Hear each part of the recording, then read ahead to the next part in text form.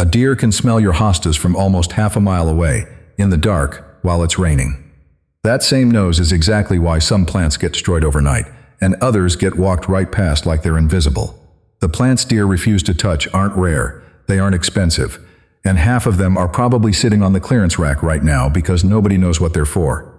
Before this is over, you'll never replant the same chewed-up flower bed twice. Back when you first planted that flower bed, the smell of fresh hostas and tulips felt like the whole point, the reward for a Saturday on your knees in the dirt. That exact smell is the first thing a deer locks onto from across the yard, and it's the reason the bed was gone by morning. The problem was never your gardening. The problem was that you planted the deer a salad bar, and then acted surprised when they showed up for dinner. So this time we do it backwards. Instead of planting the things you love, and then spending money trying to defend them, you plant the things deer have already decided to leave alone, and the fight is over before it starts. Here is the honest part I owe you up front.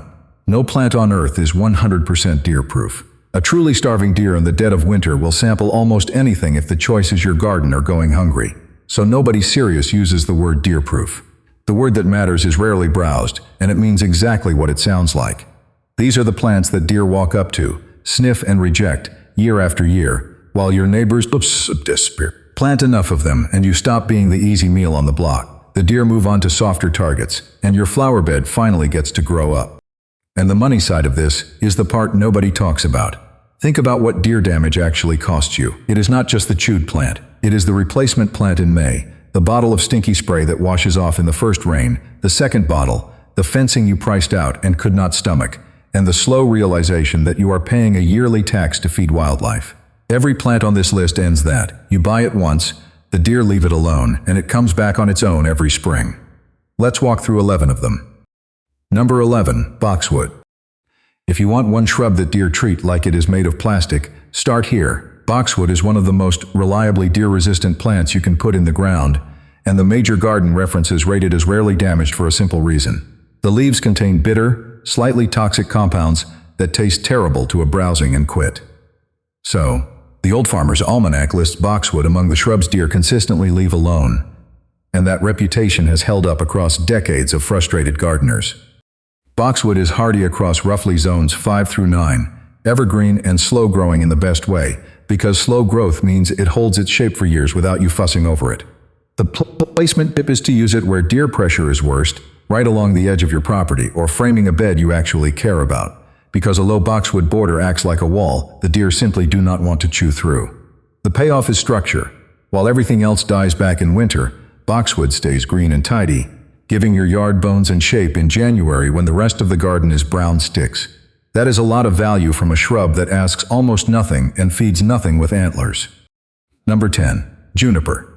Juniper is the plant deer walk past without slowing down, and once you understand why, you will want it on every exposed corner of your yard.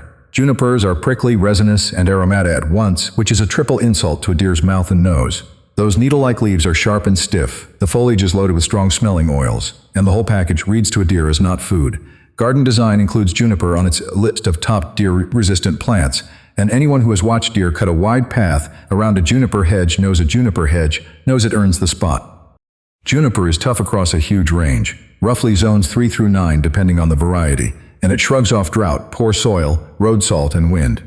The placement tip is to use the low, spreading varieties on slopes and banks where you would otherwise be mowing or fighting erosion, and the upright varieties as a screen along a fence line. The payoff is that it works hard for free. You get evergreen color, year-round coverage on the ugliest part of your yard, and a plant that holds soil on a hillside, all from something deer refuse to touch. For a budget gardener, a few junipers on a bad slope solve 3 problems with one purchase. Number 9, Mahonia, sometimes sold as Oregon grape holly. Mahonia might be the most underrated deer-resistant shrub in the whole nursery, and most people pass it by because they have never heard the name. The reason deer leave it alone is written right on the leaf. Mahonia has spiny, holly-like foliage, stiff and sharp-edged, and a deer that tries to browse it gets a mouthful of points instead of a meal. It shows up on regional deer-resistant lists, precisely because that prickly armor works so consistently. Mahonia is hardy across roughly zones 5 through 9, and here is the part that makes it special. It actually thrives in shade, where your deer-resistant options usually run thin. The placement tip is to tuck it into that north-facing bed, or the shady spot under a tree where nothing else wants to grow, and deer love to wander. The payoff is a 3-season show from one shrub. You get fragrant yellow flowers in late winter when nothing else is blooming, clusters of blue berries the birds adore through summer, and that bold evergreen foliage all year. A flowering, fruiting, evergreen, shade-tolerant shrub that deer will not touch is about as much value as a single plant can deliver. Number 8. Lamb's ear. Lamb's ear is the plant that wins the deer fight by feel, not by taste. And the moment you touch a leaf, you understand the whole strategy. The leaves are covered in a thick, woolly, silver fuzz, soft as the animal it is named for, and to a deer that texture is deeply unpleasant in the mouth. That fuzzy felted surface is the entire defense, and it is a good one, because deer rely on grabbing and pulling soft leaves, and a mouthful of wool is the opposite of what they are after. Lamb's ear is hardy across roughly zones 4 through 8, and spreads into a dense, weed-smothering mat with almost no help from you. The placement tip is to use it as a soft silver edging along a path or the front of a border, where that pale fuzzy foliage catches the light and cools down all the greens around it. The payoff is twofold. You get a living mulch that crowds out weeds while you sleep, and you get one of the few plants that looks good purely on foliage. No flowers required. The silvery color brightens a bed even on a gray day, which is exactly the kind of small thing that makes a cheap plant feel like a designer chose it. Number 7. Daffodils. If tulips are a deer's favorite candy, daffodils are the thing they will not put in their mouth, and that single difference can change your entire spring. Daffodils contain a natural compound called licorine, which is toxic and bitter, and deer, rabbits, and squirrels have learned to leave the bulbs and blooms completely alone. This is the rare plant that protects itself with chemistry instead of armor, and it does the job so well that experienced gardeners plant daffodils on purpose as a living barrier. Daffodils are hardy across roughly zones 3 through 8, and they are the definition of planted aunts. You push the bulbs in the ground in fall, forget about them all winter, and they come roaring up every single spring, multiplying into bigger clumps year after year. The placement tip is genuinely clever. Plant daffodil bulbs in a ring around the things deer do want, like your tulips or your lily bed, and the daffodils act as a fence the deer will not cross to get to the good stuff. The payoff is the obvious one. Those bright trumpets of yellow and white, that mean winter is finally over, delivered free every spring from a bulb you bought one time for pocket change. Number 6. Ornamental allium. Allium is what happens when an onion decides to become a flower, and that family resemblance is exactly why deer want nothing to do with it. Ornamental alliums carry the same pungent, oniony compounds as the onions in your kitchen, and that sharp smell and taste sends browsing animals in the other direction. Deer hunt by nose, and a plant that announces itself as onion from across the yard is a plant they have already crossed off the menu. Alliums are hardy across roughly zones 3 through 8, planted as bulbs in fall just like daffodils, and they return on their own every year. The placement tip is to scatter them right in among your more vulnerable perennials, because that oniony scent does double duty, masking the smell of the tastier plants nearby and confusing the deer about what is even in the bed. The payoff is one of the most striking blooms in the whole garden. The big varieties send up tall stalks topped with perfect purple globes, like floating fireworks frozen in midburst, and the bees absolutely swarm them. You get architecture, color, and pollinators from a bulb that defends itself and its neighbors for free. If you are starting to picture which corner of your yard you would fix first, do me a favor and subscribe. This channel puts out budget gardening guides like this every single week, and there is a lot more coming on getting more garden for less money. Number 5. Hellebore, also called Lenten rose.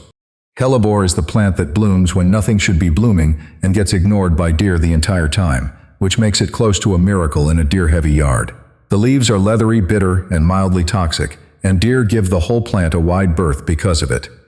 Hellebore earns its spot on deer-resistant lists by being unpalatable from leaf to flower, so even when it is covered in blooms in the hungry weeks of late winter, the deer pass it by. Hellebore is hardy across roughly zones 4 through 9 and, like Mahonia, it actually prefers shade, which makes it gold for those tough spots under trees. The placement tip is to plant it where you will see it from a window in winter, because that is when it earns its keep, blooming in the cold while you are stuck inside. The payoff is the timing. Hellebore flowers in late winter and very early spring, sometimes pushing up through the last of the snow, in soft shades of white, pink, plum, and green, and the foliage stays evergreen the rest of the year. A shade-loving, evergreen, winter-blooming perennial that deer refuse to eat is the kind of plant you build a shady bed around. Number 4. Ferns. Ferns are proof that you do not need flowers or thorns or strong scent to beat the deer. You just need to not taste good, and ferns simply do not. Most ferns are passed over by deer because their texture and mild bitterness offer nothing a browsing animal wants, and they show up again and again on lists of plants for shady, deer-pressured yards. There is no drama to it. The deer wander through, find nothing worth eating, and move on. Ferns are remarkably hardy depending on the type, with many reliable across roughly zones 3 through 9, and they live for the shade where your sun-loving deer-resistant plants cannot. The placement tip is to mass them, because a single fern looks lonely, but a drift of ferns turns a dark, bare, root-filled corner into something that looks like a woodland on purpose. The payoff is that they solve the hardest problem in gardening, which is deep shade, while asking for almost nothing in return. Once established in a spot they like, many ferns come back fuller every year, spreading slowly into a lush green carpet that needs no mowing, no feeding, and no defending. Free coverage for the spot nothing else will fill. Number 3. Beautyberry. Beautyberry is a shrub most people have never planted, and every deer has already decided to skip, and the berries it produces are unlike anything else in the fall garden. Deer tend to leave the foliage alone, and the plant has even been studied for natural compounds in its leaves that repel biting insects, the same kind of strong-smelling chemistry that tends to keep browsers uninterested. It is the rare native shrub that pulls double duty, ignored by deer and useful besides. Beautyberry is hardy across roughly zones 6 through 10 and grows fast and forgiving, tolerating a wide range of soils and light. The placement tip is to give it room toward the back of a bed or along a property edge, because it arches out wide and you want it to have space to show off. The payoff is honestly spectacular and badly named, because beautyberry undersells it. In fall, the branches lined up with tight clusters of berries in a vivid, almost electric purple, a color you simply do not see anywhere else in the garden, and the birds feast on them well into winter. A fast, tough, deer-resistant native that hands you the most unusual color in the autumn yard is a bargain at any nursery price. Number 2. Rosa rugosa. Most roses are deer candy, but Rosa rugosa is the exception that proves the rule, and it defends itself the old-fashioned way, with serious thorns. The canes are armored in dense, prickly spines, far more aggressive than your typical garden rose, and a deer that reaches in for a bite gets nothing but pain for the trouble. That heavy thorn cover is exactly why it shows up on deer-resistant lists while fancier hybrid roses get devoured. Rosa rugosa is hardy across roughly zones 3 through 9 and is famously tough, which is the whole point. This is the rose that grows wild on windy coastlines in pure sand, shrugging off salt spray, drought, and poor soil that would kill a pampered hybrid. The placement tip is to use it as a living fence along a boundary, because a thicket of thorny rugosa is something neither deer nor people want to push through, and it makes a beautiful, impenetrable hedge. The payoff is a triple harvest. You get fragrant, simple blooms all summer, big edible rose hips in fall that are loaded with vitamin C for teas and jellies, and that thorny security all at once, from a rose that thrives on the kind of neglect that would finish off the ones at the front of the store. Number 1. Peony. I am ending with the peony because it might be the best deal on this entire list, a plant that deer ignore and that can outlive the person who planted it. Deer consistently pass peonies by, put off by the foliage, which means you can grow one of the most extravagant flowers in all of gardening in a yard full of deer and never lose a single bloom. For a plant this beautiful to also be one deer leave alone feels almost unfair. Peonies are hardy across roughly zones 3 through 8 and are legendary for their lifespan. A peony planted today can keep blooming for 50 years or longer, often outlasting the gardener and getting passed down with the house, all from a single one-time planting. The placement tip is in the planting itself, because peonies are particular about depth. Set the eyes, those little reddish buds on the root, only about 1 to 2 inches below the soil surface, because plant them too deep and they sulk and refuse to bloom. The payoff needs no selling. Late spring brings those enormous, ruffled, intensely fragrant flowers in white, pink, and deep rose, the kind of bloom people drive to gardens to see, and the bushy green foliage stays handsome all summer long. Deer-proof in practice, gorgeous beyond reason, and effectively immortal, the peony is the plant you leave behind for the next family to enjoy. Before you go, a quick word on backups, because there is a whole second tier of plants that lean on scent instead of armor, and you can tuck them in anywhere you need extra protection. Lavender, Russian sage, catmint, yarrow, bee balm, and salvia are all aromatic herbs whose strong oils deer find off-putting, and they double as some of the toughest, most drought-friendly flowers you can grow. Plant a few of those among the 11 we covered, and you build a yard that smells wrong to a deer from every direction. Here is what I want you to take away from all of this. You were never going to win by spraying, fencing, and replanting, because that is a fight on the deer's terms, and they have all night and you have a day job. You win by changing what you plant. Fill your beds with shrubs that taste bitter, foliage that feels like wool, bulbs that carry their own chemistry, and roses that bite back, and the deer simply stop coming, because there is nothing there for them. You spend the money one time, the plants return on their own every spring, and the overnight damage that used to ruin your mornings just ends. If you found this useful, there are plenty more guides like it on the channel, all about getting more garden for less money.